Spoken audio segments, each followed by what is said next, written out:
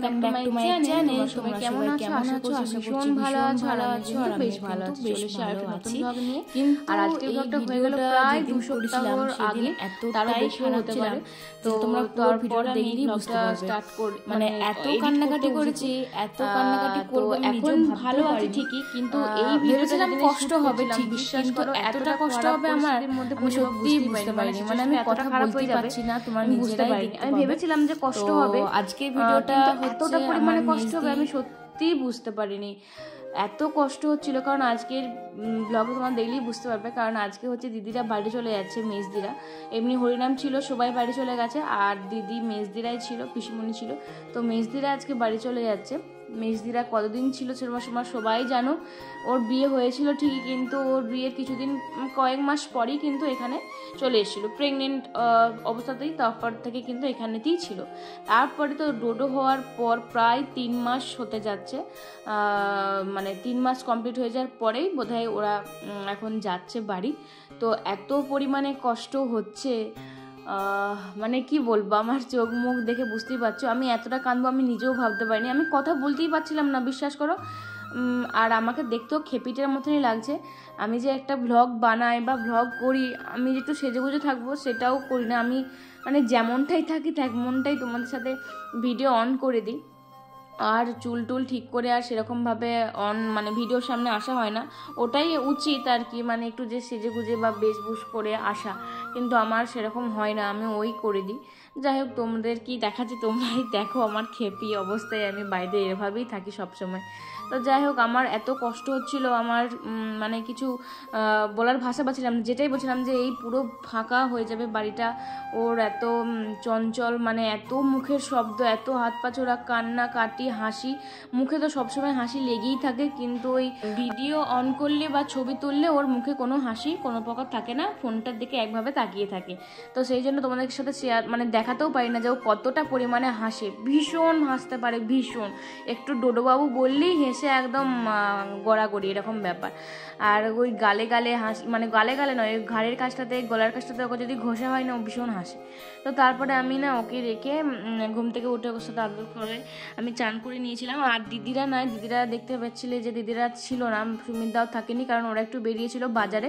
সেই গয়না গড়াতে দিয়ে এসেছিলাম না, মেজ দিয়ে একটা পোলা বাঁধানো গড়াতে দিয়ে এসেছিলো, তো সেটা আনতে গেছিলো। আরও কিছু ঘরের জন্য টুংটাং কিছু জিনিসপত্র কিনতে গেছিলো। তো সেই কারণে ওরা থাকেনি, সেজন্য মা ওকে খাইয়ে স্নান টান করিয়ে একদম, না স্নান করিয়ে দিয়েছে, আর সকালবেলা খাবারটাও খাইয়ে দিয়েছে। আর একদিকে সুমিতদাও তারপর চলে এসছে, দিদিরাও চলে এসছে, মুড়ি টুড়ি খেয়ে নিচ্ছে, কারণ ওদের একটা নিমন্ত্রণ বাড়ি আছে, ওর বান্ধবীরই ছেলের ভোজনও, সেখানেই যেয়ে খাওয়া দাওয়া করবে আর কি। তো এই পলা বাঁধানোগুলোই নেওয়া হয়েছে, কেমন হয়েছে অবশ্যই জানিও। ওর বিয়ের পরেও একটা পলা বাঁধানো গড়িয়েছিল, কিন্তু তারপরেও এইগুলোকে নিল, এইগুলো বেশি পছন্দ হয়েছে বলে, তো সেই কারণেই আর কি। তারপরে এই যে একটা এই যে বুদ্ধ কিনেছে, কি সুন্দর দেখো, এই বুদ্ধটা কিন্তু দারুণ দেখতে হয়েছে। এগুলো ঘরে সাজিয়ে রাখলে এত সুন্দর দেখতে লাগে যে কি বলবো। তারপরে এই একটা পুতুল নিয়েছে, এই টেডি বিয়ারগুলো তো এখন সবাই কিনছে, সবারই আজ বাড়িতে আছে, তো এগুলো নিয়েছে আর কি, ঘর সাজানো টুংটাং জিনিস। আর ডোডোবাবুকে এখন জিন্সের প্যান্ট পরিয়ে দিচ্ছে, জামা পরিয়ে একদম স্যুট বুট পরিয়ে ঘর যাবে বলে কথা, আলাদাই ব্যাপারটা বাবুর। কিন্তু আমাদের তাদের মজা হচ্ছে, তারা সবসময় ফোন করছে কখন আসবে কখন আসবে, তারা রেডি হয়ে আছে।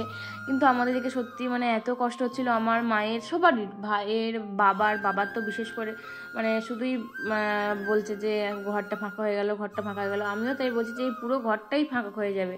যখন সানাও চলে গেছিলো তখনও আমার ভীষণই খারাপ লেগেছিলো, ভীষণ। মানে আমি দিদির সাথে গেছিলাম রাখতে, তো এখানে তো যাওয়ার কথা ছিল।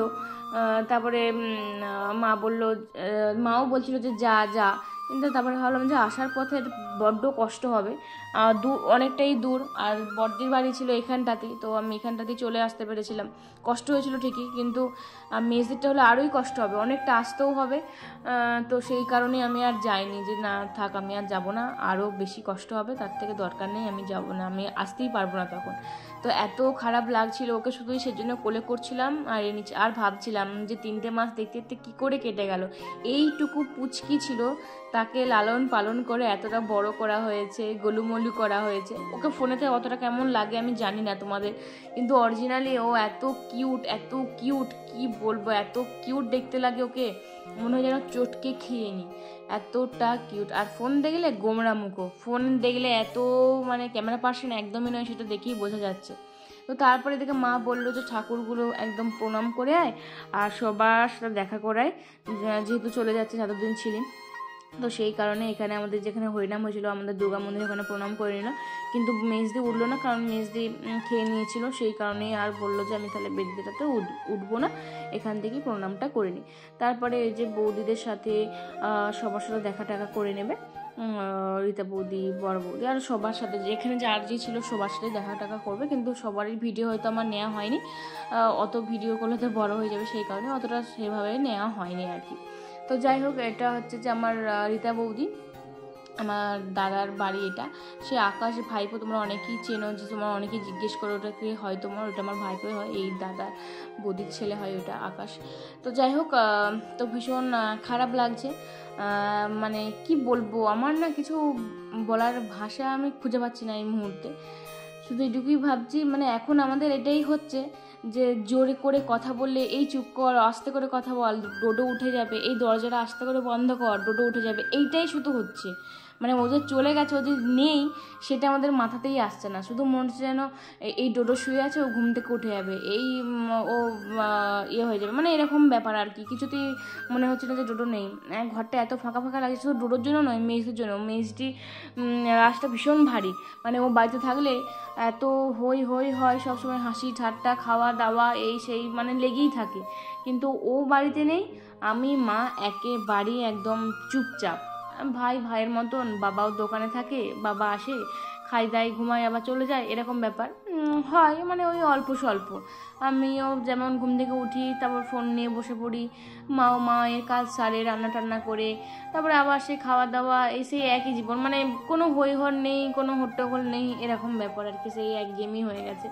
তো এত ভালো লাগছিল না, মানে কবে থেকে সব একসাথে ছিলাম, তাও ভাবছিলাম যে দিদি যখন প্রেগনেন্ট হবে এখানেই থাকবে, আবার ডোডো হলে এখানে থাকবে, অনেক দিন থাকবে। তাহলে দেখতে দেখতে দিনগুলো কতটাই না কেটে গেল, আবার সে যেইকে সেই জিনিস হয়ে গেল। আগে যখন বর্দি ছিল তখন কি মনে হতো যে মেজদি আছে, তাও একটা সঙ্গী কাটবে ইয়েটা, কিন্তু না, বর্দি যখন চলে গেছে তখন মেজদেরও বিয়ে হয়ে গেছিলো, সরি, তখন আমি একাই হয়ে গেছিলাম, মানে সেম সিচুয়েশান আবারও চলে এসছে আর কি, একাই হয়ে যাব, ভালো লাগছে না একদমই।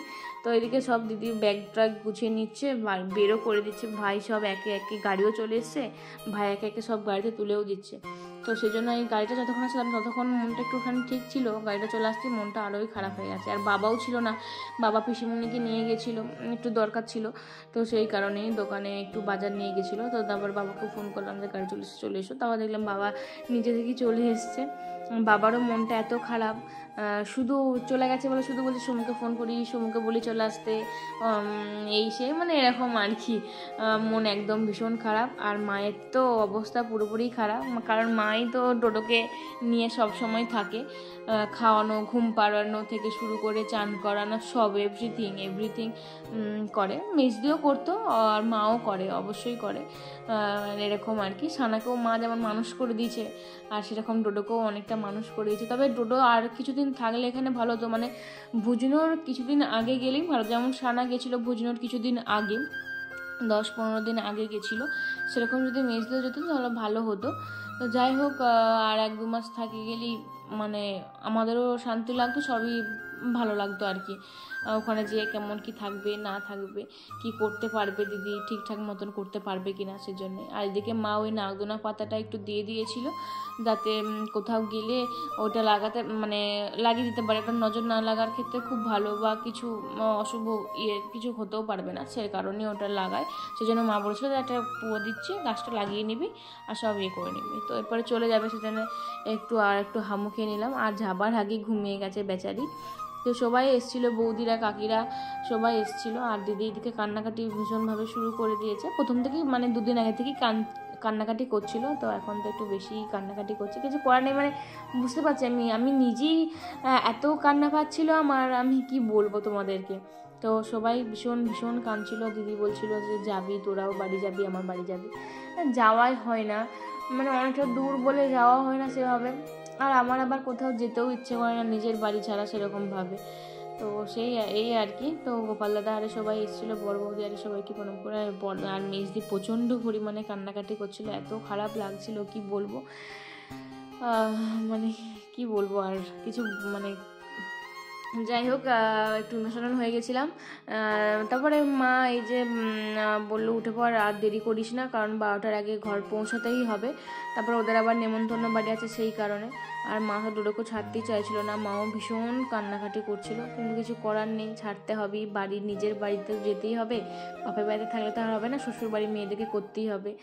নিয়ম, এইসব নিয়মগুলো যে কে করেছিল, এর নিজের বাড়ি ছেড়ে চলে যাওয়া থাকা, মানে অসম্ভব ব্যাপার। এইসব জিনিস একদম ভালো লাগে না আমার এখন থেকে কীরকম হচ্ছে, আমার যে কী হবে আমি নিজেও জানি না। আমি আবার ঘর ছাড়া কিছু বুঝতেই পারি না। আবার দিদিরা তো তাও বেড়াতে যায়, এদিক সেদিক যায়, পছন্দ করে, আমি আবার সেটাও আমি করি না, কোথাও যাই না, আমি একভাবে ঘরেতেই থাকি। আমি যে কি করে ঘর ছাড়া থাকবো আমি সেটাই ভাবি মাঝে মাঝে, আমি একদমই পারবো না। তো এইদিকে আমার অবস্থা পুরোপুরি খারাপ হয়ে গেছিলো যে আমি কি করে থাকবো রে বাবা, এই ঘরটা, এত বড় ঘরটাতে আমি কিভাবে থাকবো, কীভাবে, আমি মানে কিছু বুঝতেই পারছিলাম না। তো যাই হোক, কিন্তু কিছু করার নেই। এদিকে হাসি মুখও ছিল, হাসি মুখ নিয়ে মাকে বলছিলাম যে কান্নাকাটি করার দরকার নেই, চলে যেতে হবে মাঝে মাঝে। বাবা বলছে চলে যাবো, আমি ঠিক মাঝে মাঝে। বাবা ওইরকমই, মেজদি যখন বিয়ে ছিল, মেজদিকে না বলেই হুটহাট চলে যেত, মানে বাবার এতটাই মন খারাপ হতো মেজদির জন্য, হুটহাট চলে যেত। সেরকম আমাকেও বলছে তোকে নিয়ে চলে যাবো, এরকম ব্যাপার আর কি। তো যাই হোক, আমার এদিকে কান্না থামছি না, তো ভীষণ কষ্ট হচ্ছিলো। আর এদিকে বড়দিদি ফোন করছিল, তারপরে যে বলছিল যে আমাকে একবার ভিডিও কল করলি না, চলে গেল, সবাই কী করছিলি না করছিলি, ডোডোবাবুটাকে আর দেখতে পাবো না বাড়ি গেলে। আমি বললাম যে না, তোরা বাড়ি এলেই ওদেরকে বলে দেবো, ওরাও চলে আসবে। আর শুধু এটাই ভাবছিলাম যে এই ঘরটাতে কী করে থাকবো, এই ঘরটাতে সব সময় হাত পা মিলে ছুঁড়ে খেলতো সব সময়, অল টাইম, একদমই ভালো লাগছিল না। তারপর ওই মুখের শব্দগুলো এত মিস করছি, মানে কি বলবো। তো যাই হোক, আমার আর কিছু ভালো লাগছে না, আমি আর কিছু বলতে পারছি না, তাই ভিডিওটা আমি এখানেই শেষ করলাম। যদি ভালো থাকে অবশ্যই লাইক কমেন্ট শেয়ার করতে একদম ভুলবে না। দেখা হচ্ছে পরের ব্লগে, বাই।